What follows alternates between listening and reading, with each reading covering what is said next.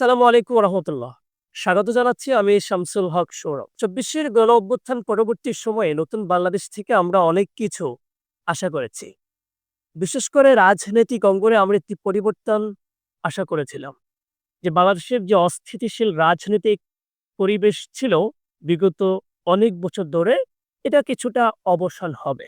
কিন্তু দুঃখজনক হলেও সত্য যে দেশের রাজনীতিতে একটুও পরিবর্তন আসেনি। শুধু এটুকু পরিবর্তন আসছে যে বিগত ১৬ বছর ধরে যারা আমাদেরকে শাসন এবং শোষণ করেছে, তাদের যে শূন্যস্থান ছিল, তারা চলে যাওয়ার পর সেটা একটা পক্ষ এসে পূরণ করেছে। কিন্তু একজন সাধারণ নাগরিক হিসেবে আমার দেশ থেকে আমি অনেক কিছু আশা করেছি। আমরা চেয়েছি রাজনৈতিক অঙ্গনে আমূল পরিবর্তন আসবে। দেশের রাজনীতিতে যে একটা অস্থিতিশীল পরিবেশ ছিল, সেটার অবসান ঘটবে। রাজনীতিতে হানাহানি বলতে যে বিষয়গুলা ছিল বিগত সময় ধরে, এটার অনেকটা অবসান ঘটবে। কিন্তু এগুলো কিচ্ছুই হয়নি।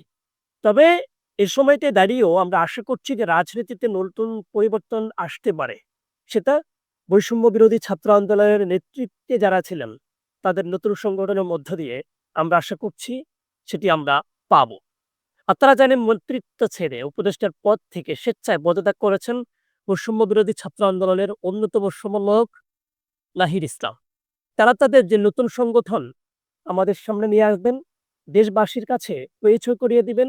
আমরা চাই এই সংগঠনের মধ্য দিয়ে দেশের রাজনীতিতে একটা সুন্দর পরিবর্তন আসুক এবং আমরা আশা করছি আমাদের এই আশার প্রতিফলন ইনশাল্লাহ ঘটবে।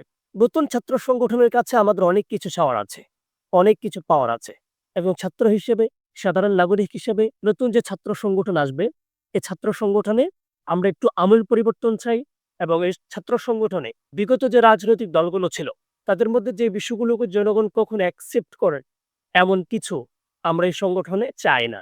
এবং এই সংগঠনের মধ্য দিয়ে রাজনৈতিক অঙ্গন বলেন বা ছাত্র সমাজ বলেন, ছাত্র সংগঠনগুলোর মধ্যে আমরা অনেক বেশি পরিবর্তন চাই। আমরা আশা করছি এই ছাত্র সংগঠন জনগণের মাইন্ডসেট নিয়ে আগামীর রাজনীতিতে, আগামীর বাংলাদেশকে নেতৃত্ব দেওয়ার জন্য কাজ করবে। সেই আশা আমরা বৈষম্য বিরোধী ছাত্র আন্দোলন থেকে, যে নতুন ছাত্র সংগঠন, সেই ছাত্র সংগঠন থেকে আশা করছি।